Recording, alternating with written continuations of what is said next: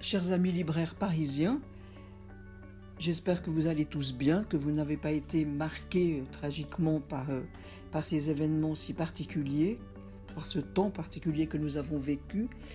Voici quelques nouvelles de Genève. Donc l'équipe de la Joie de lire a retrouvé peu à peu ses marques.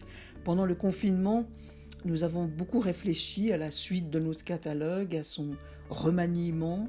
Nous avons réfléchi à la suite de notre mission également. Et vous allez découvrir quatre titres phares de ce programme de la fin de l'année.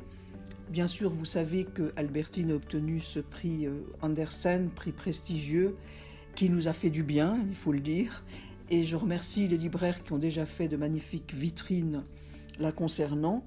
Et enfin, je vous rappelle que Hélène Maxwell-Broustet, notre attachée de presse et qui s'occupe de la relation libraire, est à votre disposition pour une visite qui permettrait d'approfondir notre programme. Voilà, bonne suite et merci pour votre soutien. Nous en avons bien besoin.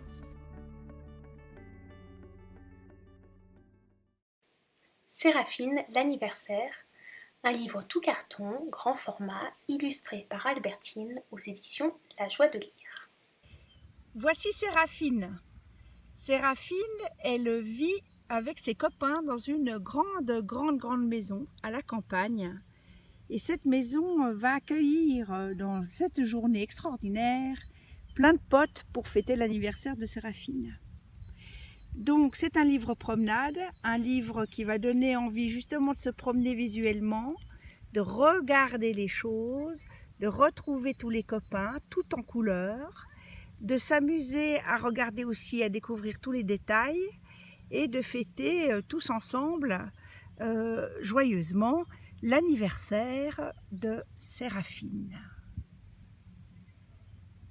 N'oublions pas qu'Albertine vient de recevoir le prestigieux prix Andersen, alors retrouvez Séraphine en librairie dès le 20 août 2020.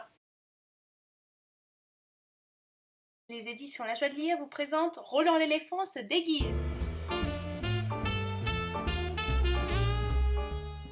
La nuit, quand tout le monde est endormi et que Roland n'a pas sommeil, il file au grenier. Avec sa trompe, il glisse une petite clé secrète dans la serrure du coffre. Cric, crac, clac. Le coffre s'ouvre d'un coup et laisse échapper sa collection de déguisements.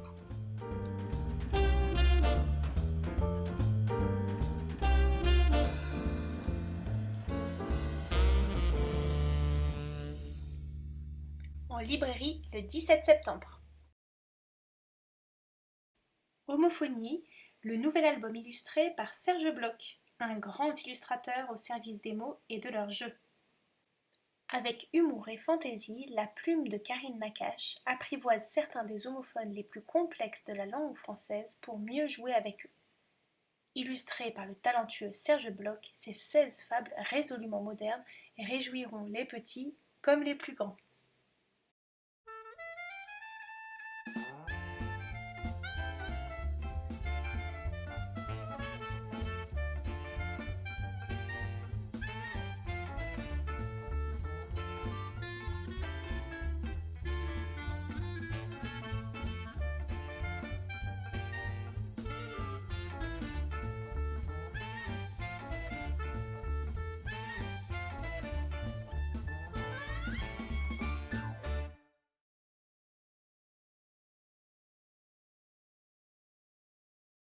L'attrape-malheur, entre la meule et les couteaux, premier tome d'une série de 3 volumes, écrit par Fabrice Adjadj et illustré par Tom Tirabosco aux éditions La Joie de lire.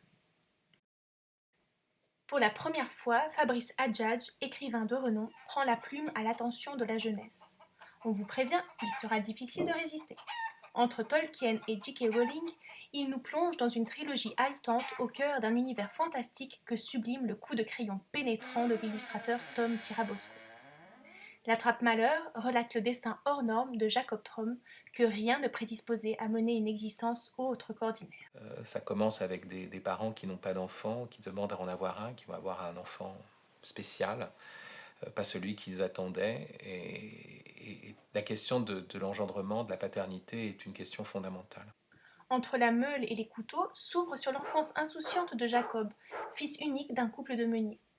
La vie en plein air, l'amour de ses parents et les jeux avec Clara, sa meilleure amie, sont les composantes essentielles de son quotidien dans un petit village au creux des montagnes. Mais un jour, de curieux événements surviennent. Et comme par miracle, Jacob ressort indemne de 2 accidents qui auraient dû lui être fatals.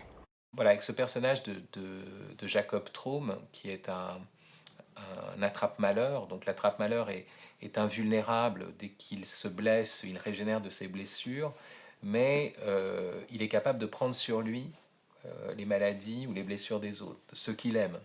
Il fait l'expérience avec sa maman malade, sa maman qui a une pneumonie, peut-être sur le point de mourir, sa maman guérit et lui il prend cette pneumonie sur lui et il risque de mourir. Les parents qui voient ça sont effarés parce qu'ils se disent il va mourir avant nous puisqu'il nous aime, que nous on est appelés à mourir avant, donc ça va inverser l'ordre du temps et ils vont travailler pour le protéger, par amour, à détruire ses capacités d'amour. Il y a toujours une réflexion dans ce livre autour du mal et le fait que des figures qui ont l'air complètement maléfiques, noires, sont en fait des figures bonnes, des découvertes, et puis aussi inversement l'empereur blanc qui est pas un empereur noir justement, qui est un empereur blanc, qui est une figure de comment on peut faire l'enfer avec les meilleures intentions du monde, en voulant produire une humanité bienheureuse, prospère, etc. Donc il y a toujours cette ambivalence du mal. Et une chose qui est très importante, c'est qu'on croit souvent que l'amour, c'est ce qui vient résoudre tous les problèmes. En réalité, dans ce livre, je montre que c'est l'amour qui est générateur du drame. Et pour protéger l'enfant, voilà, ils vont vouloir le détruire. Ce double pouvoir de l'attrape-malheur est un révélateur de l'amour comme principe de drame, d'aventure, mais aussi peut-être ultimement de rédemption.